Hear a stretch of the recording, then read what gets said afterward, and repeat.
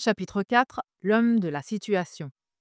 À leur arrivée dans l'Illinois, mes parents n'accompagnèrent pas directement le reste des saints à Novo, le nouveau lieu de rassemblement. Démunis après leur départ précipité de Missouri, ils restèrent 2 mois dans la ville de Quincy. Les résidents de la ville les accueillirent à bras ouverts.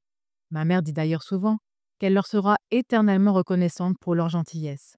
Ils accueillirent l'étrangère que j'étais comme l'une des leurs, apaisèrent ma faim et couvrirent mon dos de vêtements pour me protéger de la froide haleine de l'hiver. Ma mère n'eut aucun mal à trouver du travail. Elle parvint même à assurer un certain confort pour toute la famille. Les 2 mois écoulés, mes parents se retirèrent à Payson, en Illinois, où mon père ouvrit un nouvel atelier de construction de calèches. Ce n'est que 3 ans plus tard, alors que les affaires de mon père prospéraient, qu'il décida d'exaucer le souhait de ma mère et de partir vivre à Novo, parmi le peuple élu. Mon père y avait acquis une propriété de 2 hectares. Après une courte visite pour s'assurer que tout était en ordre, il rentra à Payson pour procéder aux préparatifs.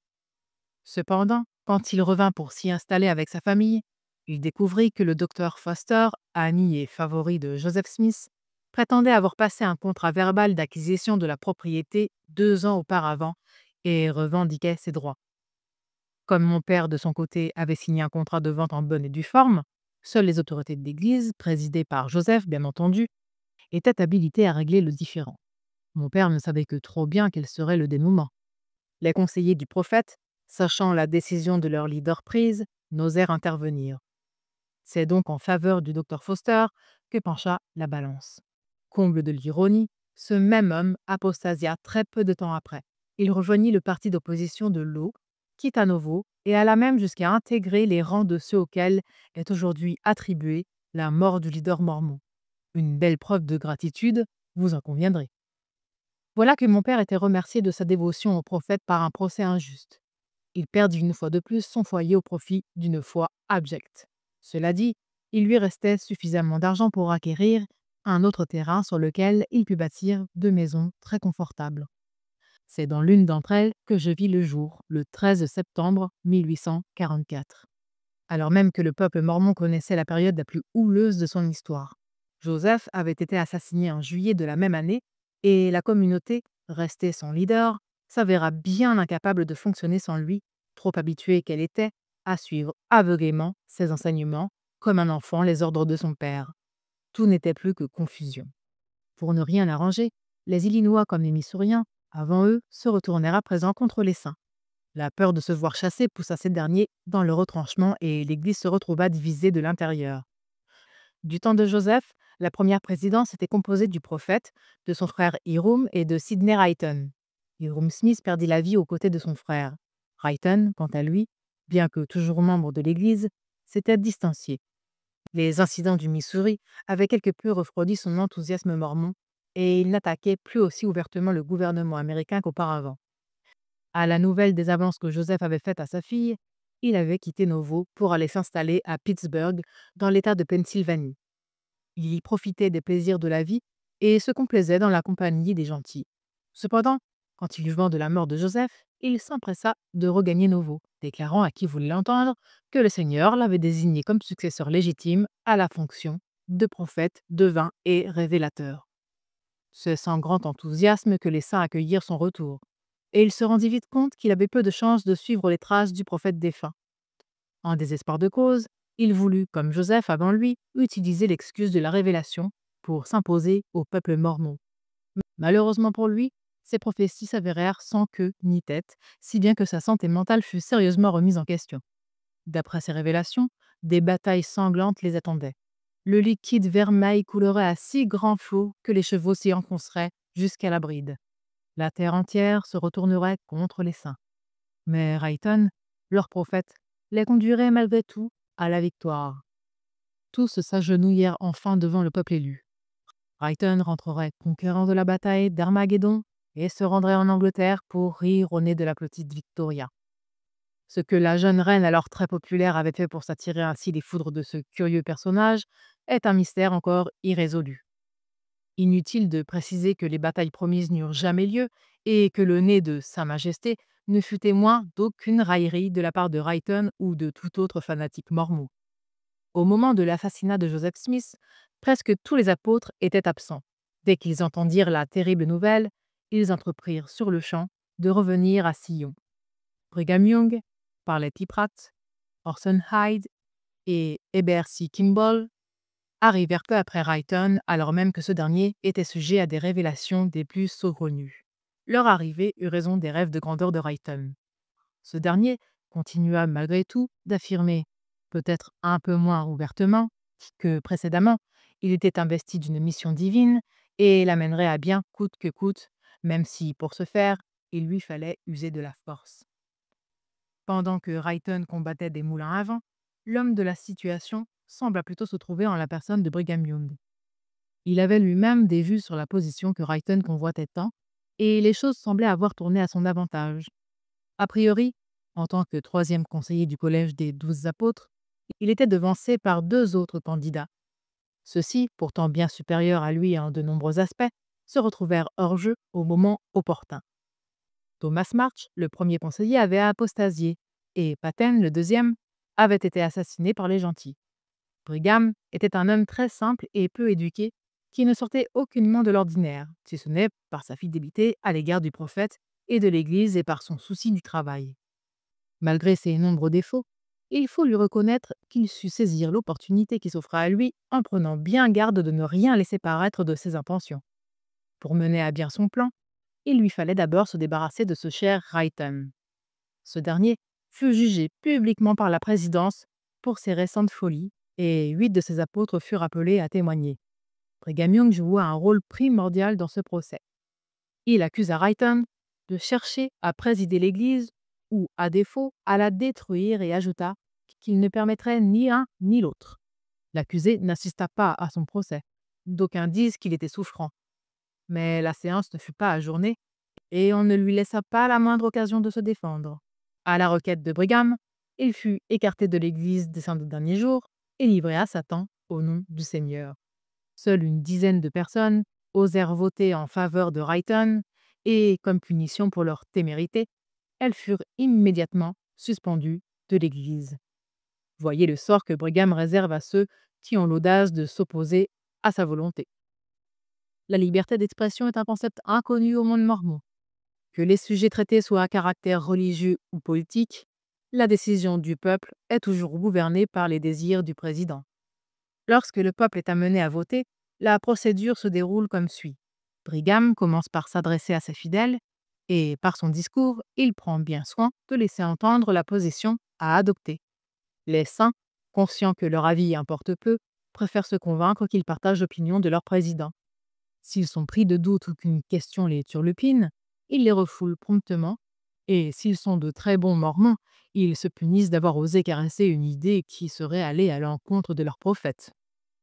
Une fois son annonce faite, Brigham appelle à un vote à main levée. Ce grand boute-en-train précise toujours avec malice que chacun est libre de voter pour ou contre. Croyez bien que si l'un des saints vient à le prendre au sérieux et à oser un vote contraire à sa volonté, ce qui est rarement le cas, la personne coupable se retrouve immédiatement dans une situation des plus inconfortables. L'ensemble de la communauté la regarde dès lors avec la plus grande méfiance, voyant en elle un ennemi de l'Église. Rares sont ceux qui peuvent se targuer d'avoir fait fi de la volonté du prophète sans y avoir perdu de plume. Le même principe s'applique également en politique.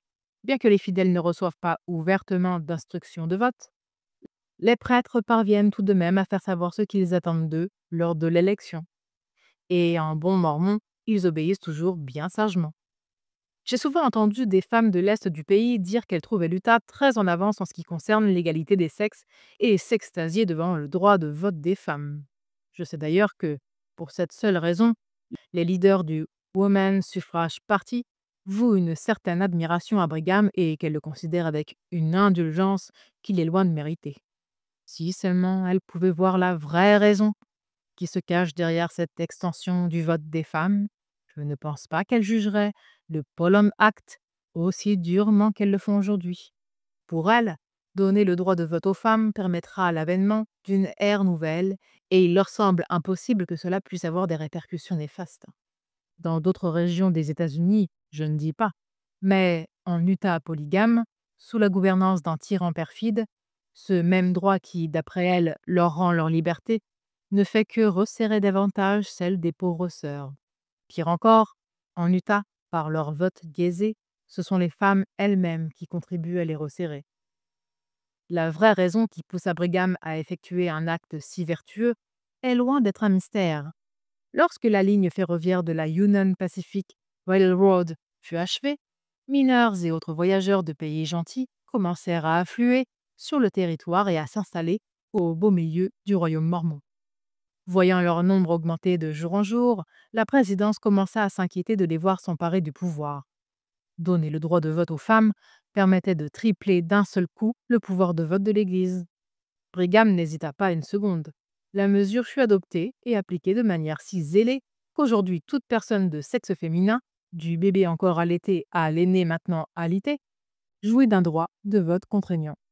Les femmes ont beau avoir le droit de vote, les quelques informations dont elles disposent sont soigneusement sélectionnées par l'Église. J'en ai d'ailleurs moi-même fait l'expérience.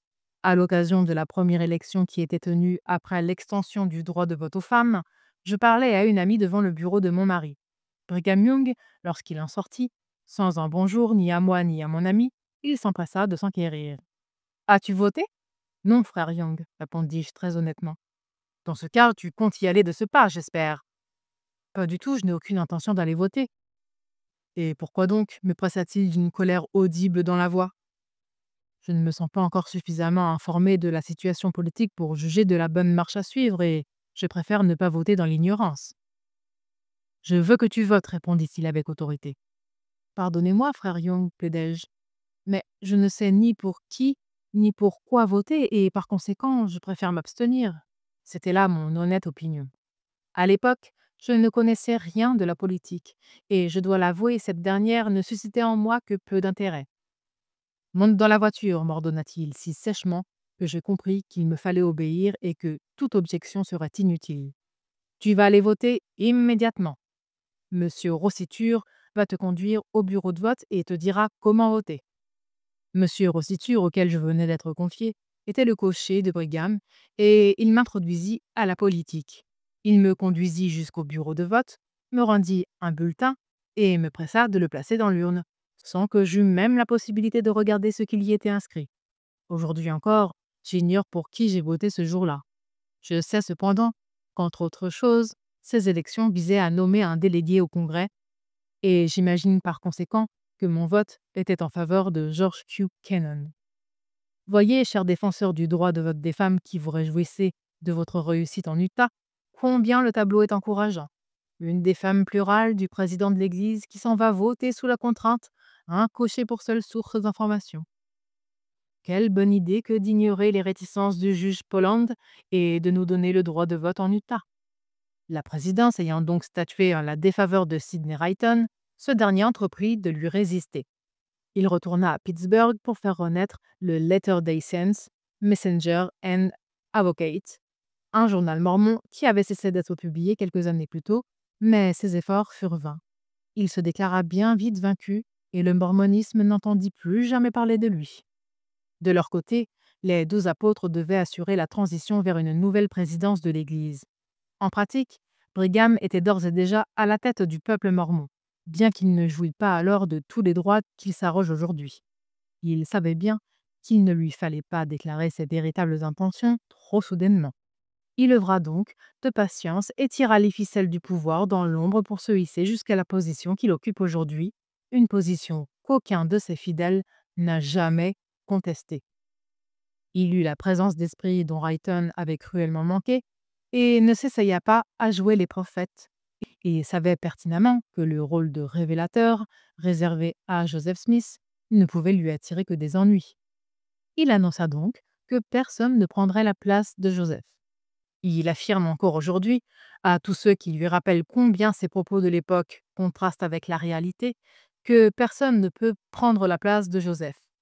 Il demeura le leader spirituel de l'Église, aujourd'hui comme pour toute l'éternité. Je ne suis ni prophète ni révélateur comme l'était Joseph, mais il a laissé suffisamment de révélations derrière lui pour vous permettre de tenir pour les 20 ans à venir. En attendant, le Seigneur se révélera à ceux d'entre vous qu'il choisira d'honorer, et je ne vois pas pourquoi certains d'entre vous seraient privés de révélation. Brigham s'attela à assurer à l'Église une indépendance financière. Pour y parvenir, chaque membre de l'Église devait remettre un dixième de ses biens aux 12. Brigham avait d'ailleurs une pleine emprise sur l'argent ainsi récolté et croyait bien qu'il s'était forcé de ne pas la perdre depuis. Ce ne fut pas la seule réforme au sein de l'Église. Sans même s'en rendre compte, le peuple s'était retrouvé sous son joug et ne lui opposait pas la moindre résistance, car Brigham arrivait à les persuader qu'ils étaient eux-mêmes à l'origine de ces actions. À peine 6 mois après la mort du prophète, Brigham s'était déjà emparé du contrôle de l'Église dont il jouit encore aujourd'hui.